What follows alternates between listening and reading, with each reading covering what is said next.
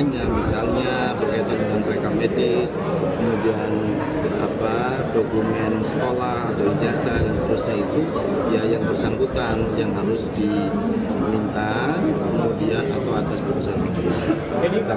Jadi bukan karena Pak Jokowi tidak ada digugat ijazahnya, Mas Gibran juga digugat ijazahnya. Tidak ada, ini berlaku untuk umum semua peraturan.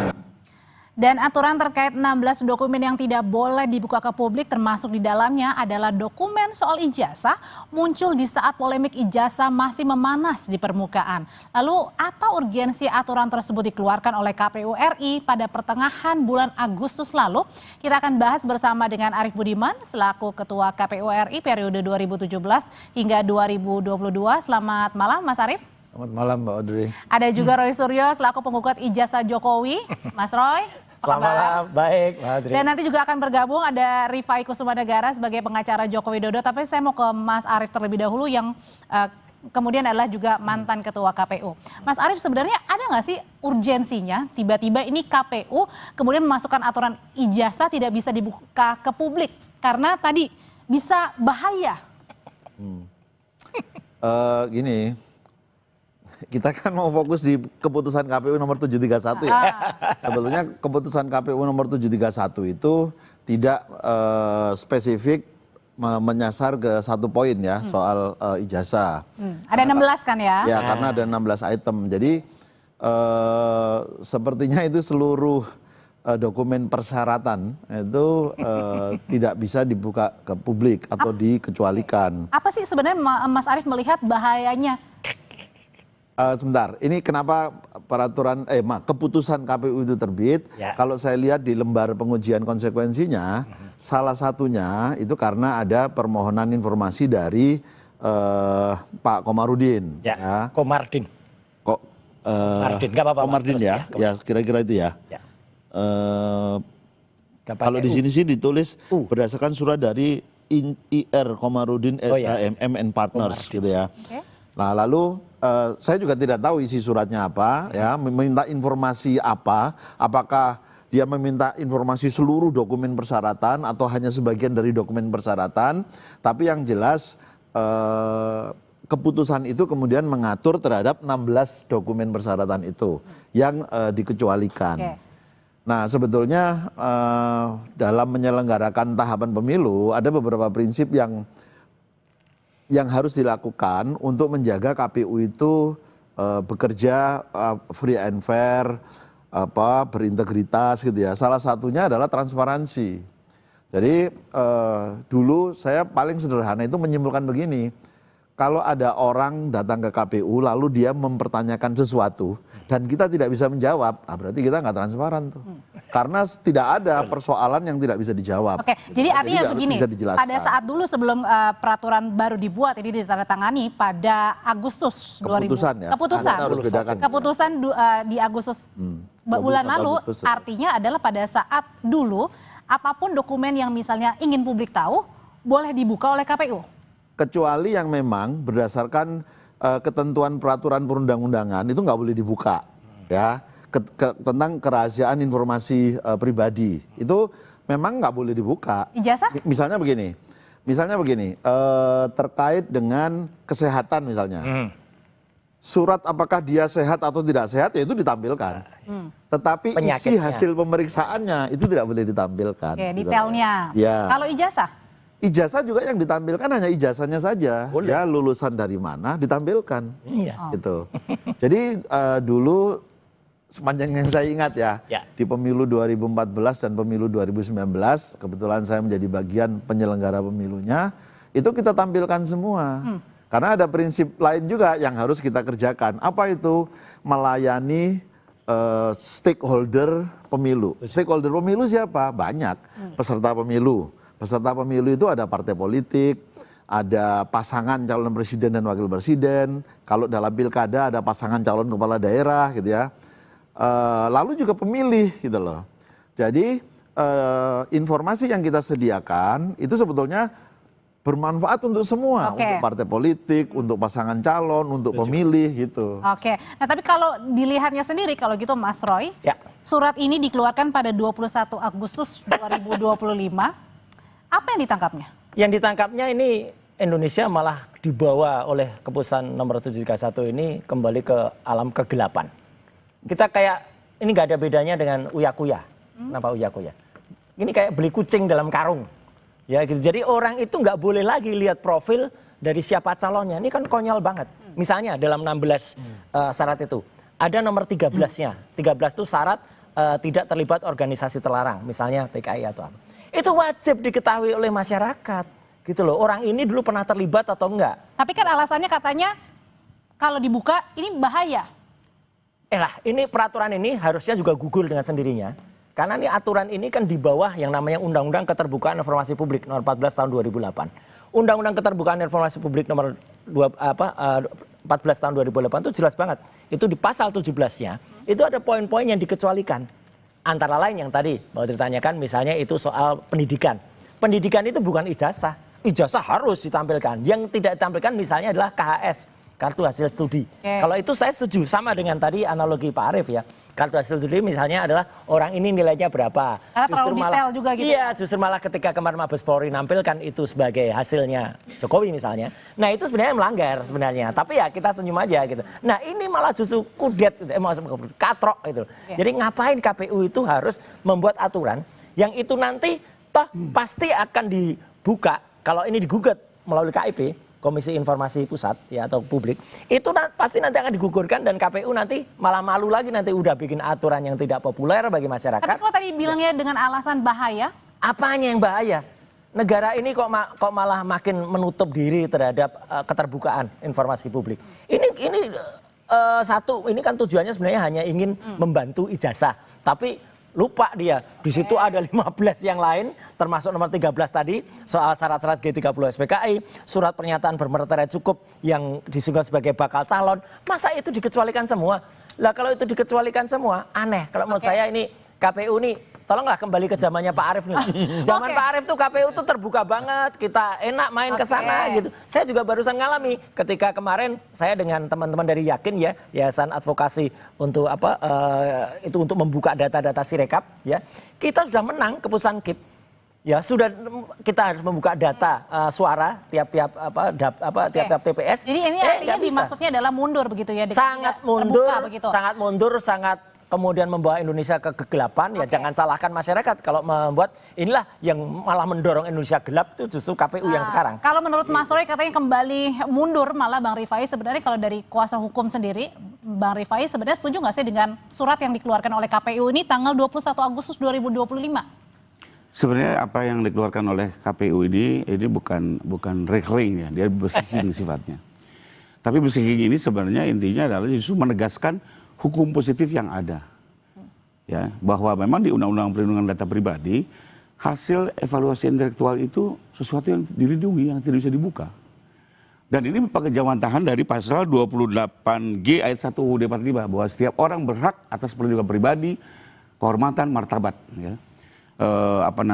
Itu diwujudkan dalam Undang-Undang PDB, lalu sekarang diakomodir oleh KPU dalam bentuk bersihing. Menurut saya sih bukan sesuatu yang baru, hanya menegaskan hukum positif yang ada agar di lapangan tidak terjadi mispersepsi, khususnya anggota-anggota di bawah ya. Karena kembali lagi, sebenarnya ini kan mungkin belajar juga dari kasus yang muncul ya, yang apa yang diupayakan oleh Bang Roy CS ya, bahwa mempersoalkan data pendidikan ya.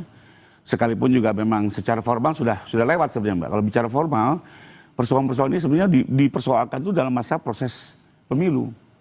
Setelah pemilu selesai, itu undang-undang jelas tidak bisa lagi dipersoalkan. Tapi kemudian juga ada yang mempertanyakan begitu, kenapa timingnya pada saat sekarang? Dan sebenarnya poin yang tadi disampaikan Pak Rifai itu saya setuju, misalnya itu terkait dengan hasil ya, hasil akademik. Ya misalnya KHS, oke, sekali lagi. KHS itu memang boleh kalau itu dikecualikan karena ketahuan IP-nya ternyata rendah, nilai C-nya banyak kayak Pak Jokowi kemarin ya. Tapi yang nomor 12 ini, poin 12, bukti kelulusan berupa fotokopi ijazah, surat tanda tamat belajar, itu hanya fotokopi ijazah. Ngapain harus disembunyikan? Ngapain orang malah makin nggak bangga lagi? Kalau kita kan bangga banget ya punya ijazah itu kemudian ditampilkan. Ini menurut saya sekali lagi, ini malah justru membuat citra buruk bagi KPU dan membuat dia sama sekali justru melanggar yang namanya Undang-Undang Keterbukaan Informasi Publik. Oke, kalau dari Mas Arief sendiri berpandangan sebenarnya kenapa kemudian juga baru dikeluarkan sekarang, kenapa nggak dari dulu-dulu? Atau kan ini sebenarnya nggak ada masa ya, maksudnya masa dalam artian mau mendekat pilpres tidak, mau mendekati pilkada tidak, tapi kenapa kira-kira Mas Arief urgensinya kira-kira aja kita duga? Ya itu tadi salah satu rujukannya KPU kan karena ada permintaan informasi. Lucu. Nah, maka KPU sebelum menjawab itu sebenarnya kalau KPU yakin ini bisa dijawab ya tinggal dijawab saja gitu kan. Minta apa tinggal diberikan gitu kan. Tetapi kalau KPU tidak yakin maka KPU melakukan uji konsekuensi. Nah, hasilnya adalah keputusan 731 gitu loh. Oke, kalau gitu Bang Rifai melihat sendiri bahwa dengan adanya surat ini kemudian juga bisa dibilang kemudian ya itu tadi kalau misalnya memang ada yang mempersoalkan pihak-pihak yang mempersoalkan lebih baik dibawa saja ke ranah-ranah yang memang seharusnya menindak begitu. Satu lagi ya, jadi selain apa yang saya sampaikan tadi bahwa ini linear dengan Undang-Undang PDB dan juga konstitusi, sebenarnya saya setuju juga KPU mengeluarkan ini karena begini. Ini aturan apa namanya proses pemilu ya. Semua keberatan-keberatan itu selesai pada saat proses. Setelah itu masuk sengketa hasil. Setelah itu selesai. Gak bisa lagi dibuka. Mohon maaf Mbak, kebetulan saya kuasa Prabowo Gibran di MK, setelah itu ada gugatan dari PDIP. Ya setelah MK nih, gugatan di Petun, sama mempersoalkan keberatan Gibran. Hasil Petun apa? Sudah selesai. Tapi kemudian tidak bisa lagi masuk gitu. Jadi kenapa? Karena ini jangan sampai merusak tata agenda ketatanegaraan.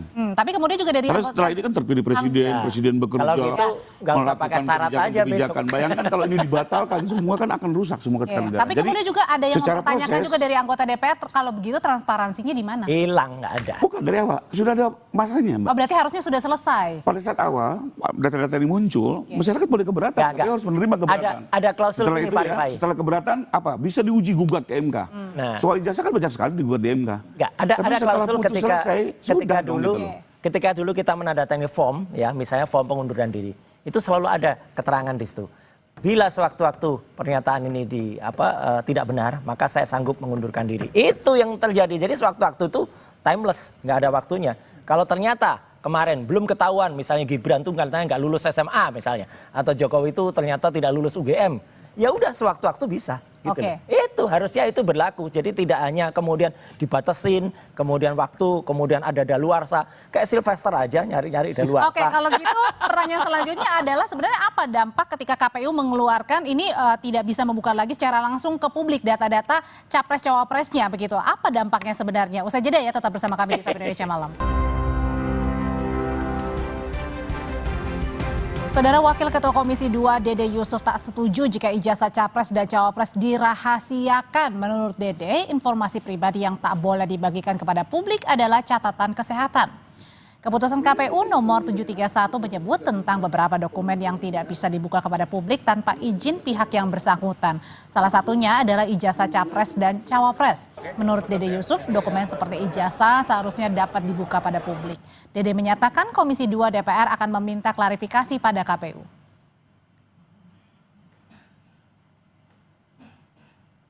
Karena sebetulnya data pejabat publik itu adalah data yang harusnya transparan.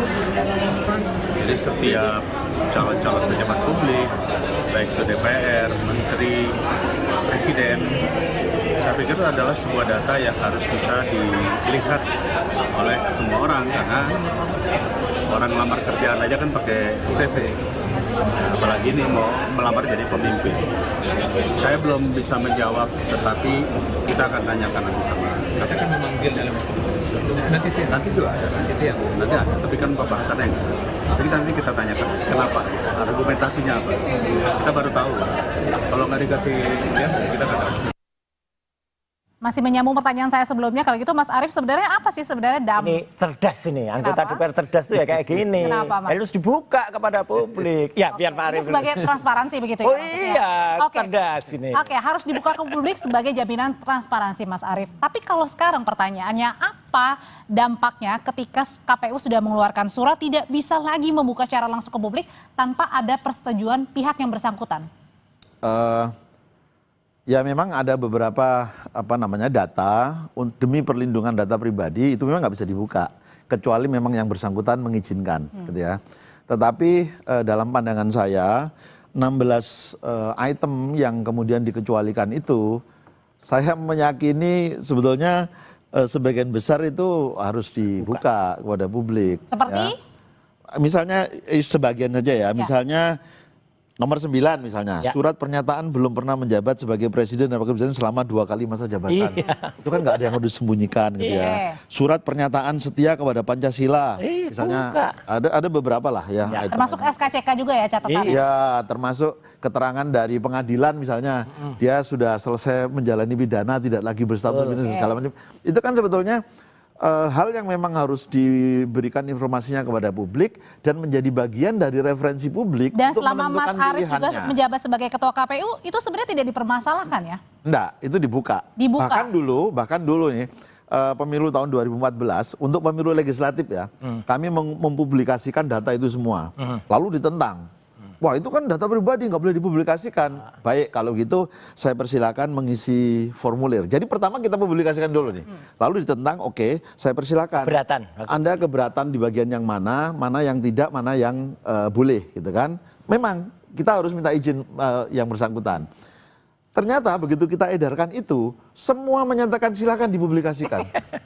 Jadi mereka memang kepingin sebetulnya profilnya dipublikasikan, supaya nanti itu jadi referensi pemilih untuk memilih dia. Dan sekarang kalau tadi KPU sudah menandatangani yang baru nih untuk tidak membuka kecuali yang bersangkutan membolehkan? Nah, itu ya aturan normatifnya begitu. Tapi kan sudah jadi keputusan nih. Nah, ketentuan ini kan ada dalam undang-undang, ada dalam peraturan KPU, dan sekarang ada dalam keputusan KPU. Setiap produk hukum ini, keputusan produk hukum ya, itu nanti akan berkonsekuensi terhadap hal-hal yang lain. Ini kan kebetulan aja ketentuan tentang syarat presiden dan wakil presiden. Tadi ketua komisi 2, pimpinan komisi 2, wakil ketua komisi 2, itu bisa berkonsekuensi terhadap pemilu legislatifnya. Ini bisa berkonsekuensi terhadap pilkadanya.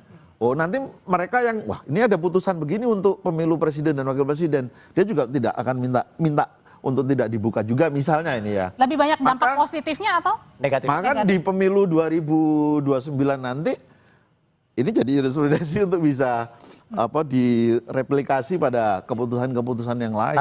Tapi kalau saya harusnya ini putusan dari PKPU ini gugur dengan sendirinya kok, Mbak. Kenapa? Iya, karena menabrak aturan di atasnya. Udah jelas di Undang-Undang Keterbukaan Informasi Publik nomor 14 itu jelas aturannya.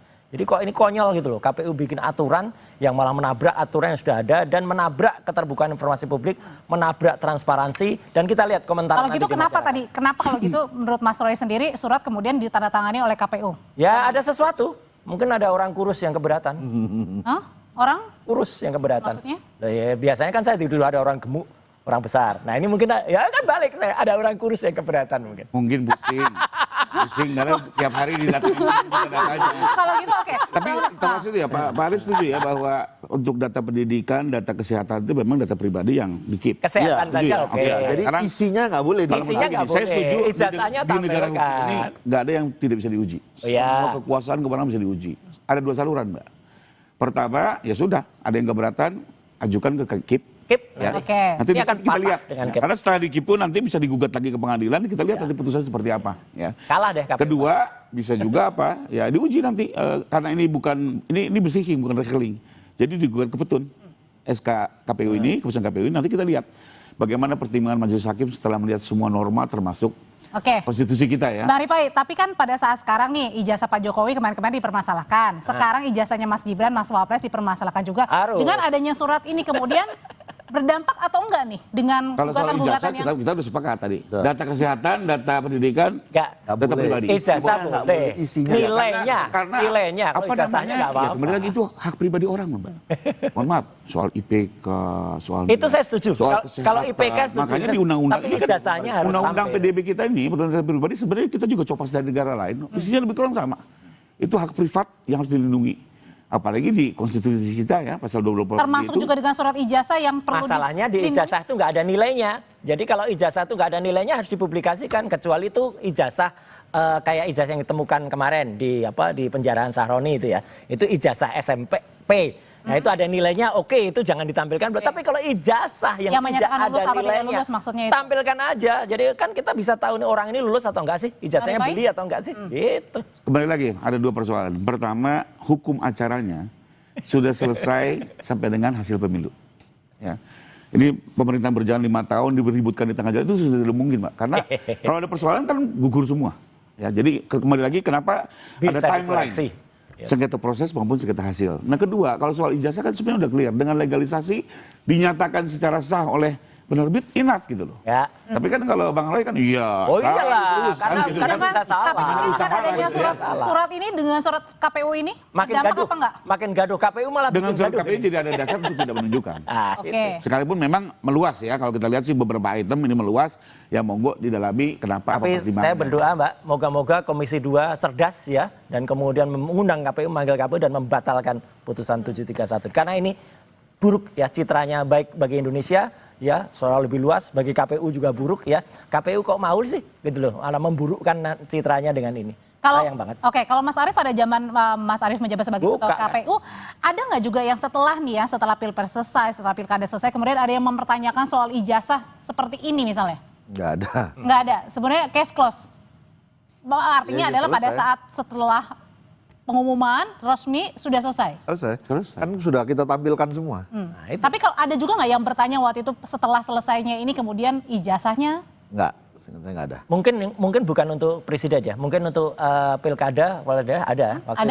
Waktu itu kan ada bupati saya mana? Saya mengingat Ya, banyak ada. hal ya. Oke. Bupati daerah tertentu, saya nggak perlu sebutkan ya. Waktu itu dia sudah lolos 2 kali bupati, tapi ketika gubernur terbuka ijazahnya palsu, ya dia turun. Gitu loh. Meskipun dia 2 kali udah lolos loh gubernur. Berarti kan KPUD biasanya waktu itu gini, ya. Bang, dia masuknya di sengketa MK. Banyak sekali kan. Pileg-pileg ya, calon-calon DPR kita itu terbukti ijazahnya palsu, tapi itu diuji di MK. Di MK dan terbukti palsu ya sudah. Tapi pada saat sebelum pengumuman resminya ya berarti ya, pengujian itu. Sengketa hasil. Sengketa hasil. Oke. Apapun kalau menurut kita yang namanya kebenaran itu tidak ada waktunya, timeless ya. Kalau baru terbukti sekarang, ya udah, bongkar aja sekarang. Kok orang takut banget sih gitu, buka ijazahnya itu aja bagi kita, lucu aja yang kemarin Bapak. Kalau menurut saya Bang Ray, saya setuju. Misalnya di tengah jalan ternyata ijazahnya semua lolos udah lewat, di tengah jalan palsu. Tapi sarana hukum yang paling pas mungkin pidana dulu. Ya. Pidana putus betul bersalah, dengan begitu udah banyak konsekuensinya kan. Maka kita dia harus di PA oleh parpol pengusung. Oke, dengan adanya surat KPU yang menegaskan tidak bisa membuka secara langsung ke publik kecuali izin yang bersangkutan, apakah pertanyaannya akan membuat kemudian Mas Roy CS ini yang masih terus mempermasalahkan saya kira nggak perlu akan banyak keberatan. Moga-moga sekali lagi Komisi 2 moga-moga masih cerdas dan waras ya untuk kemudian membongkar ini, menggugurkan ini, atau setidaknya nanti udah jelas aturan ini akan gugur dengan sendirinya karena menabrak tadi. Aturan itu nggak boleh, apalagi ini aturan di bawah ya, peraturan KPU ya, kemudian menabrak aturan undang-undang yang di atas. Emang aturan ini menabrak nggak, surat ini menabrak menurut Mas Arief sendiri? Memang di undang-undang maupun di peraturan KPU ya, sepanjang yang saya ingat tidak ada kalimat ini harus dikecualikan atau tidak gitu loh. Tapi hanya dituliskan persyarat. Jadi ada 2, syarat dan persyaratannya itu loh. Persyaratannya adalah ini gitu. Nah, KPU karena salah satu prinsip kerja kita itu adalah transparan, melayani seluruh stakeholder pemilu, ya kita sediakan informasinya. Gitu. Itu cerdas KPU. Oke, jadi kalau gitu dari 16 dokumen tadi yang dilarang, bukan dilarang ya, tidak bisa dibuka kecuali yang bersangkutan memperbolehkan, apa saja yang seharusnya boleh untuk tetap dibuka? Kalau menurut saya buka semua. Harusnya buka semua. Kalau dulu kita buka. Buka semua. Oke, artinya adalah kembali yang ke dulu lagi, bukan yang sudah ditandatangani sekarang ya Mas Arief ya? Gak mutu lah ini, 731 ini, praktek KPU ini. Tapi kalau dari Bang Rifai sendiri memang setuju dengan tadi 16, karena memang rahasia begitu? Ya terkait, kalau saya undang-undang PDB kan memang lihat data kesehatan, data pendidikan itu close. Kalau yang lain-lain dibuka. Iya, udah. Itu memang peraturannya seperti itu gitu ya. Tapi kalau tadi dibilang katanya seharusnya dibuka saja, ini sebagai bentuk transparansi. Enggak, yang Pak Arief hasil pendidikan yang ditutup setuju. Hasil kesehatan, MRI ditutup setuju. Tapi kalau ijazah buka. Memang kalau itu kan apa kaitannya dengan hak pribadi ya? Tapi katanya tadi ijazah dibuka kan tidak menyangkut. Kalau itu kami kan nggak ada nomornya. Beda pendapat. Kalau itu beda pendapat. Kalau nggak apa-apa. Data pendidikan, data kesehatan close. Iya. Ijazah nggak ada nilainya kok, kecuali ada nilainya. Itu aja. Yang KTP nggak boleh juga. Kalau KTP kan ada NIK-nya. NIK-nya itu dilarang. Tapi kalau itu misalnya surat, ya setuju itu. Surat keterangan misalnya dia bebas narkoba. Nggak apa-apa untuk menunjukkan kalau dia memang benar-benar bebas narkoba. Surat keterangan persetujuan untuk nanti misalnya tidak pilot. Disampaikan aja. Kemudian, kalau ijazahnya tidak boleh dibuka? Enggak, harus dibuka kalau ijazah. Supaya orang tahu. Jadi nggak beli kucing dalam karung tadi. Ya gitu. Kucing mungkin yang takut ijazahnya kebuka itu hanya kucing. Kalau kucingnya cerdas, buka ijazahnya. Terakhir kalau gitu Mas Arief, sebaiknya bagaimana nih untuk, kan ada pro dan juga kontra begitu dengan surat dari KPU yang baru ini. Apakah kemudian memang yang paling dekat adalah tadi Komisi 2 harus memanggil KPU untuk menjelaskan? Atau ada hal-hal yang lain sebenarnya tadi batal harusnya? Ya, masing-masing lembaga pasti punya cara dan metodenya sendiri ya untuk menyelesaikan persoalan. Tapi kepentingan saya sih mudah-mudahan pemilu ke depan itu prosesnya makin transparan, makin berintegritas, makin berkualitas. Nah itu kita bersama-sama, kita wujudkan bersama gitu loh. Termasuk dengan keterbukaan informasi dari capres dan cawapres. Ya, transparansi itu harus ada di seluruh tahapan pemilu gitu loh. Saya merasa bangga sebetulnya ya, karena di periode saya dulu itu KPU bahkan mewakili ya bersama lembaga pemerintah yang lain mewakili satu pertemuan waktu itu yang tingkat regional saya hadir, tapi yang tingkat seluruh dunia saya nggak bisa hadir. Di Korea Selatan kita memaparkan bagaimana kita menyediakan open data dalam proses penyelenggaraan pemilu di Indonesia. Dan itu banyak negara kemudian tertarik dan mau belajar ke Indonesia. Jadi artinya lebih banyak dampak positifnya ketika open data tadi daripada close. Cuma waktu itu sayangnya terus sudah keburu COVID, mereka kemudian menunda. Saya tidak tahu apakah sekarang mereka masih berminat untuk belajar itu di tempat kita. Gitu. Jadi nggak minat lagi kalau gitu. Oke, baik, terima kasih untuk ulasannya Mas Arief, Mas Roy, Bang Rifai. Selamat malam Bapak-Bapak. Ya, terima kasih. Tetap bersama kami di Sapa Indonesia Malam, Saudara. Usai jeda, Raditya Putra akan kembali dengan informasi dari DPR. Kini kembali memunculkan wacana satu orang satu akun per media sosial. Apa dasar wacana ini kita bahas hanya di Sapa Indonesia Malam.